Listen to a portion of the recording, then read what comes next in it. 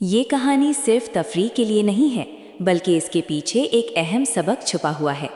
जिंदगी में हम अक्सर ऐसे हालात से गुजरते हैं जहां हमें सही और गलत में फ़र्क करना होता है। ये कहानी आपको यही सिखाने के लिए है कि मुश्किल वक्त में कैसे बेहतर फैसले किए जाएं और अपनी गलतियों से क्या सीखा जाए। उम्मीद है कि इस कहानी के ज़रिए आपको कुछ नया सीखने को मिलेगा। एक किसान का घोड़ा बहुत बूढ़ा हो गया था। एक दिन वो गलती से एक गहरे खुश्क कुएं में गिर गया। किसान ने उसे निकालने की बहुत कोशिश की, लेकिन जब कामयाब न हुआ तो उसने सोचा कि घोड़ा भी बूढ़ा है और कुआं भी खुश्क है, क्यों ना इसे यहीं दफन कर दिया जाए। किसान ने ऊपर से मिट्टी डालना शुरू की। घोड़े को पहले तो बहुत दुख हुआ कि उसका मालिक उसे जिंदा दफन कर रहा है, लेकिन फिर उसने एक तरकीब सोची।